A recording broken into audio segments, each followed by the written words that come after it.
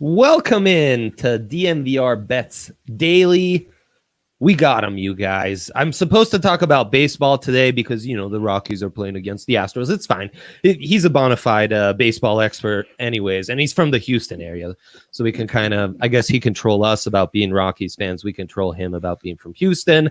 But anyways, the birthday boy, the hockey savant, the man, the myth, the legend behind DNVR Avs and BSN Avs, anything Avs, frankly, AJ Hafley. Thank you so much for being on the show, my friend. How are you doing today? I am fantastic. Fresh off of a series win. Looking for the Islanders to get into round 2. Looking for the Astros to complete the sweep. It's gonna be a sports day for me today, sir. Turning up all AJ for you, huh? I hope you have some action on all these things so you can put your money where your mouth is. You know what's funny is I try really hard not to bet on Colorado sports teams because I'm too invested in them. Yeah. So it's hard for me to. I'll give people plenty of advice, and I get people that ask me on almost a daily basis, "Hey, what about this? What about that?" And I'm like, "Oh yeah, here you go." But when it comes to actually spending my own money, I'm like, "Mm-mm." I like it. That's why I'll bet on the KBO. But if you ask me to bet on the Avs.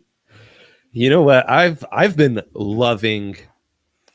I mean, obviously the NHL playoffs are amazing, but when you have action on the NHL playoffs and you're invested in a random like Eastern Conference game or your parlay all depends on Vancouver pulling off an upset on the Blues and then they get 3 goals in a 5-minute span in the second period and you're just in heaven. There's frankly nothing better than betting on hockey. It's just amazing when the stakes are this high.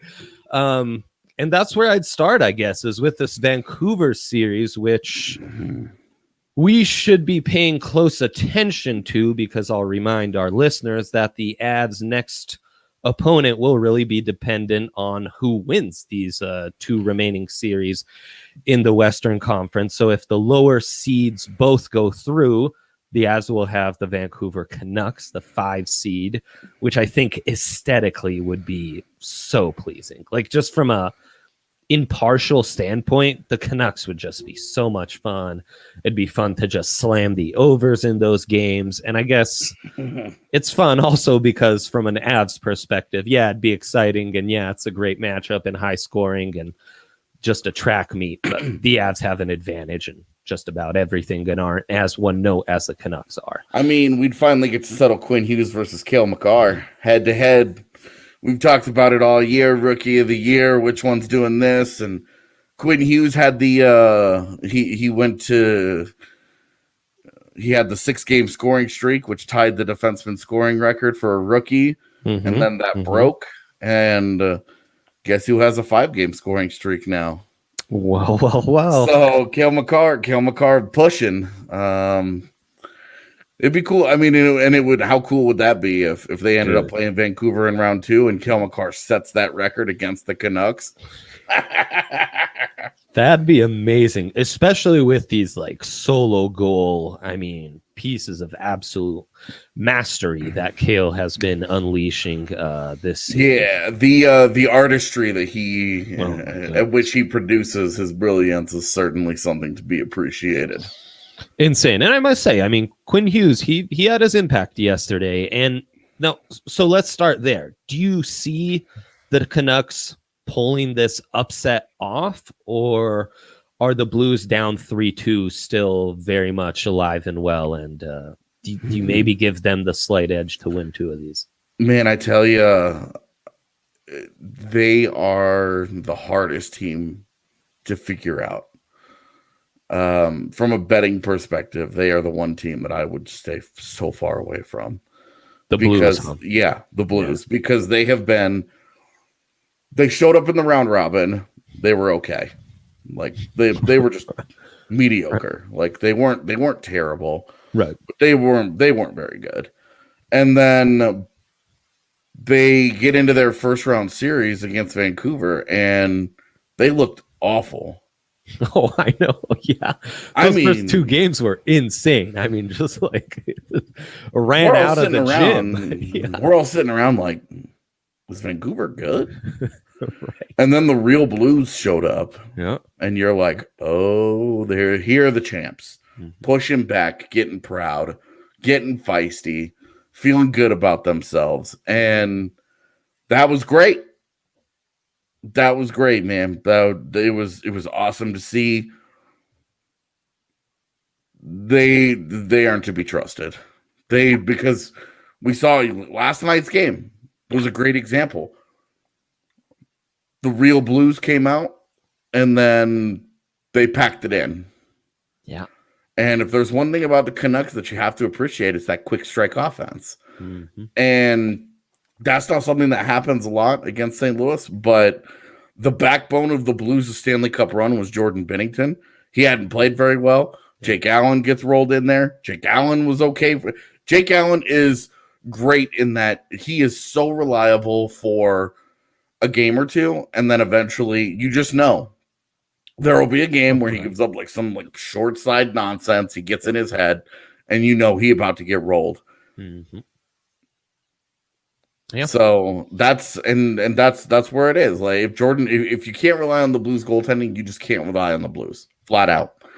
So I would stay away from trying to put any faith in them whatsoever. Do you think they can at least force a game 7? And I've been pretty impressed by Markstrom.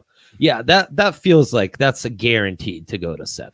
I mean, just entertainment wise, we're due. It definitely will be interesting to see because they've been so schizophrenic, right? Yeah, dude. It's crazy. That it's, I guess it's a clinical term, and that they've had such different personalities. I'll say for sure that they the game 6, like which one, now that they're facing elimination, which team is going to show up? Mm-hmm.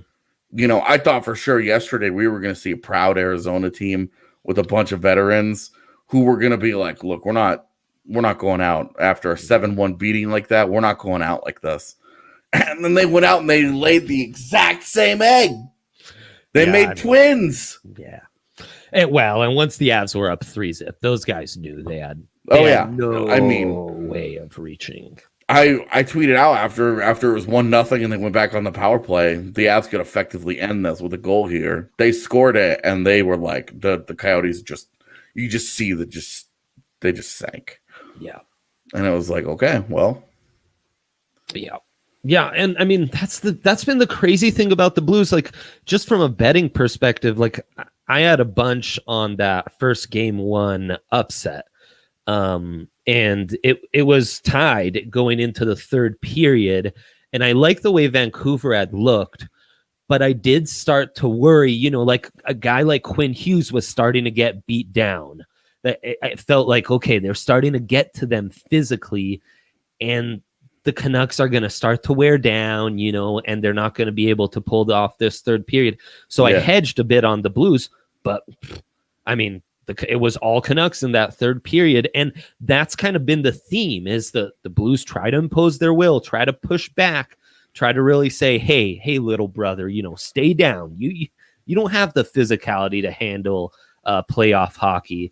Mm-hmm. And then the Canucks, a period later say, bet. Want to see this? Trying to keep up, like it's been crazy. It's so fun that those contrasting styles and all these upsets we've had with them. So. Yeah, and I think more than any other team, St. Louis has struggled with the lack of home ice advantage because they are. Yeah.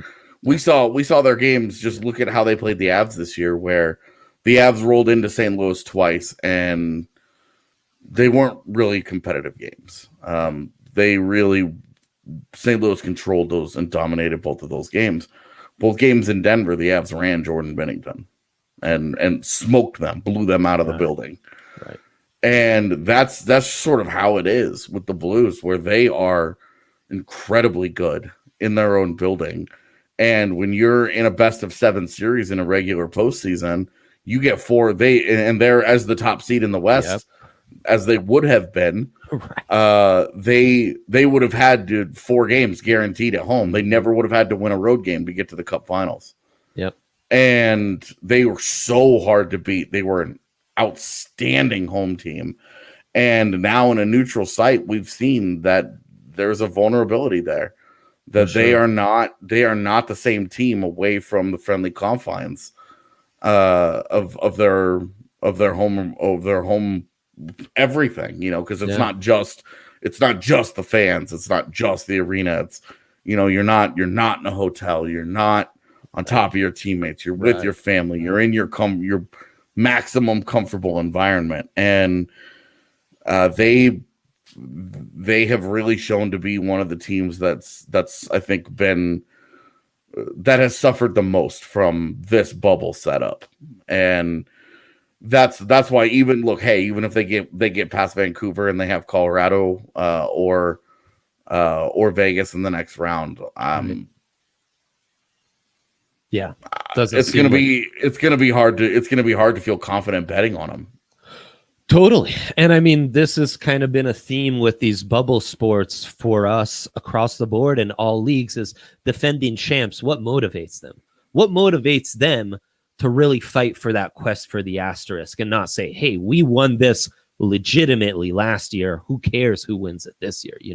We got ours legitimately. And stuff like fans being there, that's what motivates you, as those fans who made us go on this run last year. They're still cheering us on. Come on, guys, we got to give them our best. Now, without that, everything kind of changes. And yeah, we should remind, if it's not upsets with Calgary and Vancouver, then it's going to be Blues going against Vegas because they're the 4 seed against the 1 seed. And the Avs would face off against the Stars. How do you see that Calgary against Dallas series?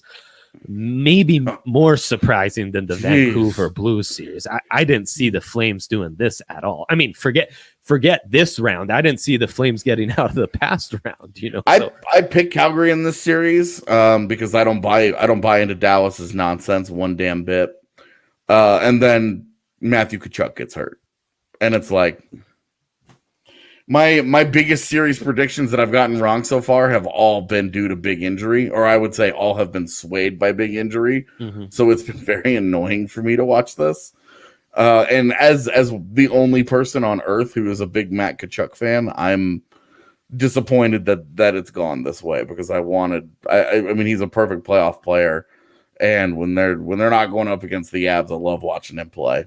So he's an X factor in that series, and that series has been insanity, dude. There's just, for whatever reason, Ben Bishop just is not healthy, and Ben Bishop is kind of, as the rock of a goaltender for Dallas. He was sort of like what kept them going, right? But Anton Khudobin, their backup this year, he had a .930 save percentage. In 40 plus games. Like, the guy he had an insane season. And we've seen in the bubble, he hasn't quite lived up to that.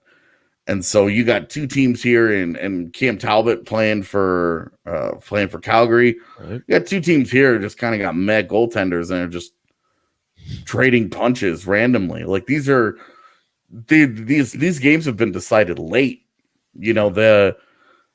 Dallas had a lead. Calgary pulls the goalie. What was it, game 2 or 3?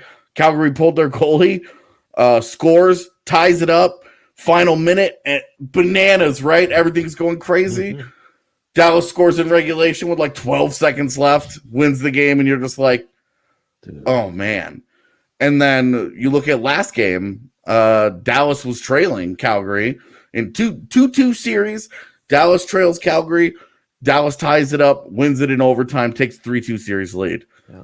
Those two things go differently. This series is a walk for Calgary. Like, it has been the margin of error has been so thin for the Stars and Flames both, that it's been a better matchup than I expected, because again, I don't buy into the Stars at all. Whoever gets, if the Stars clinch tonight, whoever's getting it would be Colorado that's getting them. Then I'm picking that series in 5. Telling you right now. I like that. Yeah, interesting how the Heiskanen Makar debate isn't a thing. It's funny because if you ask Avs fans who actually will pay attention to that, If you ask a guy who's never heard of Miro, he's gonna be like, "Who cares?" But if you ask the peeps who pay attention, it's only respect, like recognition that Miro Heiskanen is an elite player today. Good. But just offensively, just isn't on the same level as either a Makar or a Hughes. Yeah. But is probably a better defender than both. Right. So, and he's kind of their horse already next to John Klingberg. So they're, that would be fun. But just because there's been so much Hughes and Makar talk this year, like that's where it's at for sure. Vancouver. I wants the Canucks for that. Dude, not even close. Is that Calgary series then a bit of a YOLO mode where you just take the Flames to extend it to 7 at plus 112? And totally. They're in the plus 300s if you want to truly go YOLO mode and say, hey, we're going with the series upset and the Flames are going to make it through this. Yeah, I mean, it's been so close and they've been so close to winning it already that I think that's you could make some good money doing that. Yeah. Yeah. Because there's a real chance that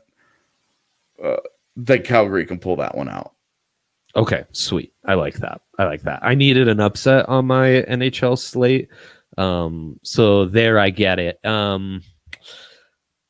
Eastern Conference, are the Isles going to do it? Can they close out the Caps? We can't talk about this. Well, what, AJ? We can't talk about that series. I have to stay away from the Isles at all costs because I'm bad luck for them. I'm voodoo, man. I have only watched those games after they finished, and then they were up 2-0 in the second period of Game 4, and I was like, I can't resist. I got to turn it on. I turned it on. The Caps scored twice in 6 minutes, and I bounced.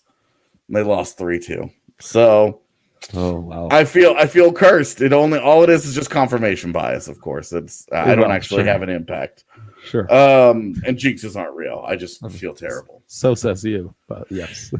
I will say that series, I picked the Isles to win that series, but I thought it was going to be in 7. Right. I thought it was going to be a little bit closer.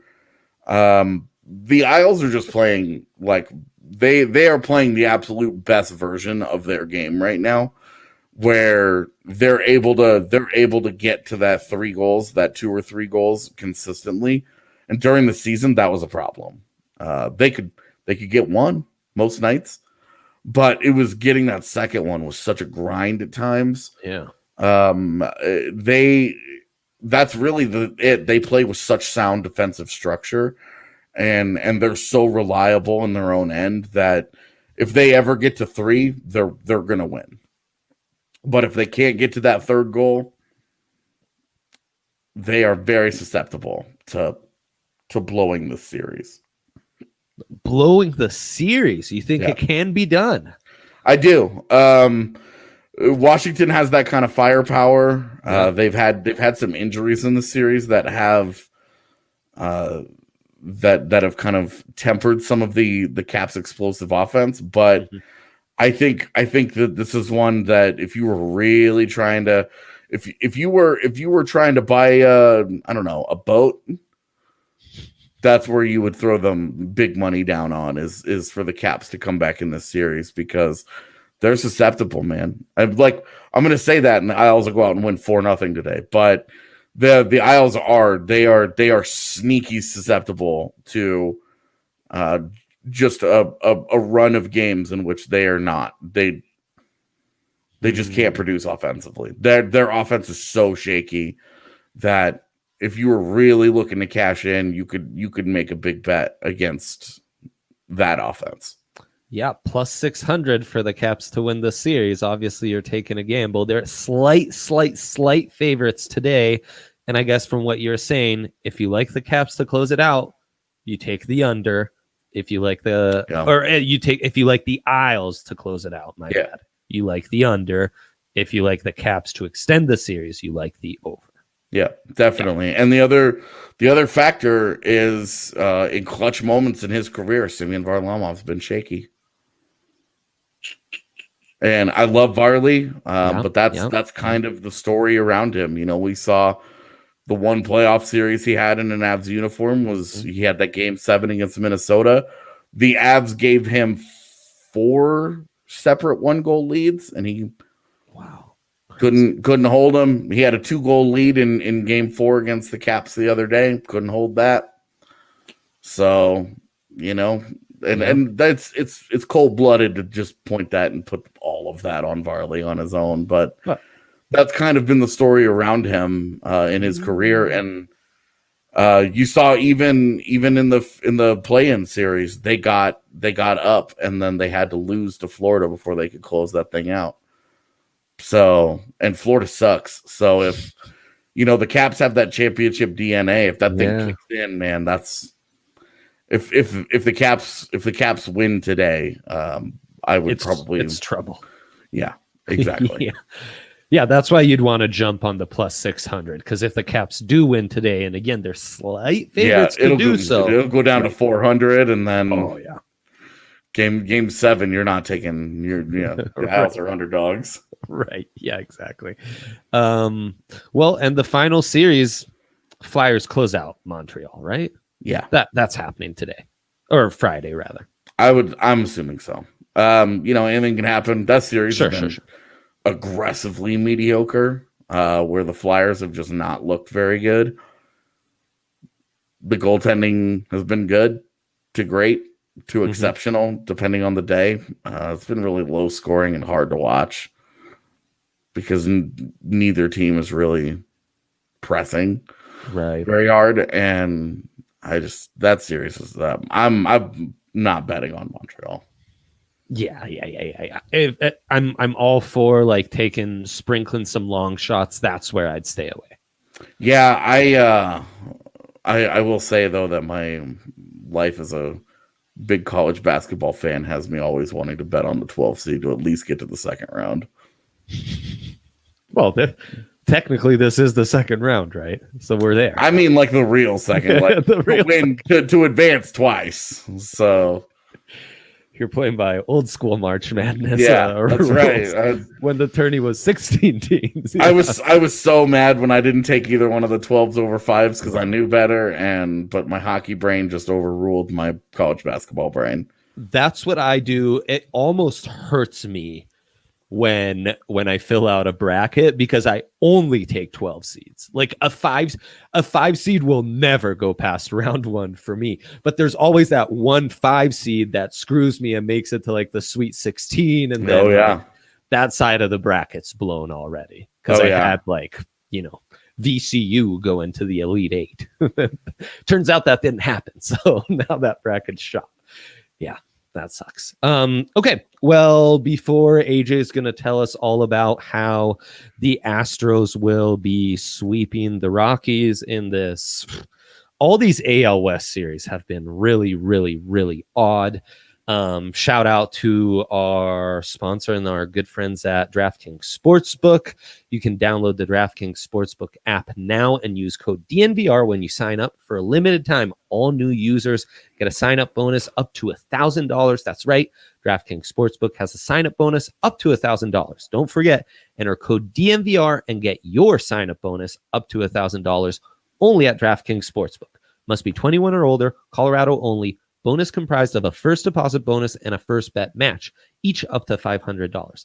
Deposit bonus requires 25 times playthrough. Restrictions do apply. See DraftKings.com/sportsbook for details. Gambling problem, call 1-800-522-4700. And right now at DraftKings, you can bet $20 or more on any of these round 1 matchups in the NBA, and you'll automatically get a free $10 bet. So that'd be worth jumping on. But forget the NBA, forget the NHL for a second. AJ, these teams couldn't hit. Suddenly the Astros can't hit. I'm shocked, frankly. That's very surprising, given the news that came out this summer. But turns out maybe it helped to know what pitch was coming. But then they go to the friendly confines of Coors Field, where the pitching matchups in this series have been absurd. They can still very much pitch there in Houston, but it doesn't matter in Coors Field, where both teams, especially the Astros, just went off yesterday. And Vegas is predicting that happens again, despite Germán Marquez being on the mound, thankfully for the Rockies, which is the first game this series where they're favorites. Well, we have Christian Javier on the other side. Oh boy, troll away. How's this pitching matchup for Houston, and what's the path here for the Houston sweep? I honestly like Marquez in this one. Of course, come on. Like the guy has consistently been comfortable pitching in Coors Field, and that's it's a rare breed, and truly, it's a unique pitching environment, not just because people talk about the home runs and stuff, but it's really it's not, and it's the weak contact, like little bloops and flares where you make your pitch, you hit your spot, the guy essentially gets himself out, he makes weak contact, and it just finds its way into the caverns that they have in that outfield where you're just like, come on, man. Right. And that's where the mental grind is, where and as we've seen in this series, the Rockies, making weak contact is kind of their brand right now. So if they can get a couple of those free outs, basically, and that's the last thing that you want to do at Coors Field is give away outs, or have to get guys out twice, basically. If they can do that against this kid, then I think that they'll be okay.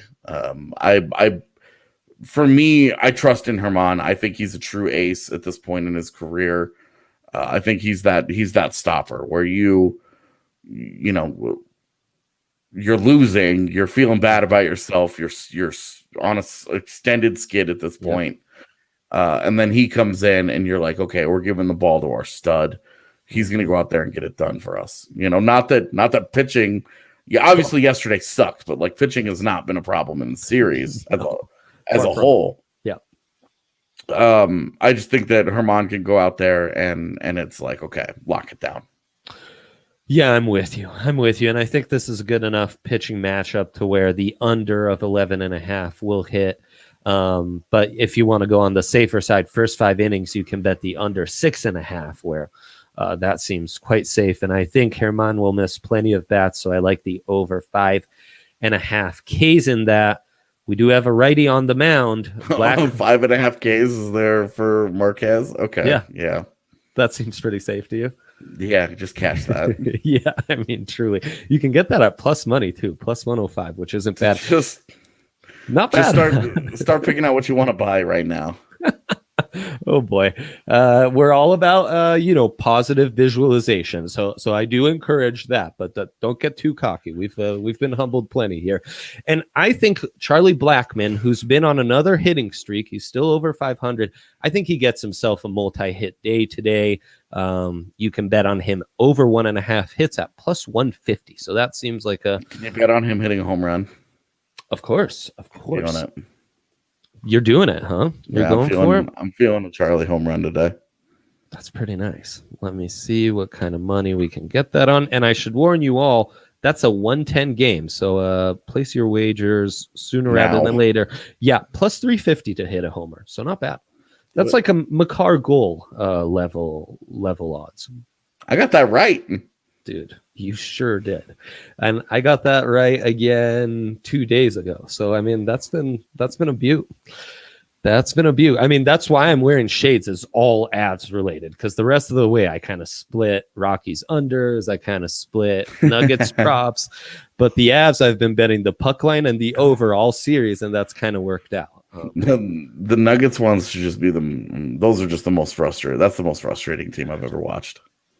They are maddening. Yeah, I don't even want to watch it anymore. I know, and it felt like Game 2 was really important with Mike Conley coming back Game 3, and it's crazy. For the record, that's insanity. That would not happen in the NHL bubble. That Mike Conley can just come back for that. You could just drop back in and be like, okay, well, I'm here. I missed the first 2 games. I came back, and I'm good to go though. Yeah, kind of crazy. I know that'll change the whole series. It's going to be the Jazz that have the COVID outbreak again. It's going to be them again because they let Mike Conley back. Well, let's hope not. Let's hope blame Utah for everything. The Nuggets just win in 5, and those guys can all go back home and do what they do in their miserable Utah-related lives. Spit in each other's mouths. Yeah, exactly. Oh boy, this is taking a dark turn. We do have some.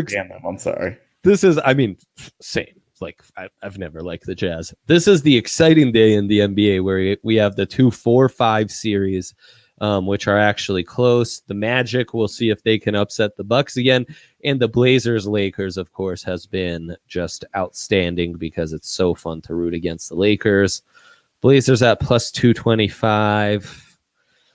I mean, I guess that's intriguing. Let's see where Dame Lillard is again, over 34.5 points. He went just under last game, man. That seems like such a sucker's bet. I would just keep taking it. He's just going to keep shooting from the logo.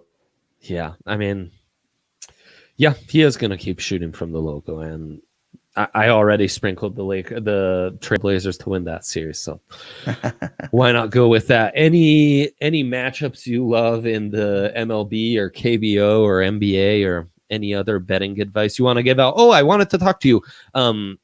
Mac is the favorite to win the Conn Smythe right now. He's like plus 650. Mm-hmm. Of course, you got to believe in the Avs going all the way there, but that seems like not terrible. And Vegas is actually the favorite to win the Cup, just slightly in front of the Avs. Vegas plus 350, Avs plus 400. Yeah, if you're looking for Conn Smythe bets, McKinnon and Mark Stone are the two guys that I would single out from the West. Oh, really? Mark Stone plus 1,400. Those are the two guys that I would look for. Nice. McKinnon's got all the shine right now, and, sure. And he's got all. But if the Avs and Vegas do meet up in the Western Conference Finals, and Vegas does prevail, Mark Stone is the engine of that team. He scores every night. Point per game guy. Right. He's their best player. He's also a media darling. Everybody loves him. So he would be the guy.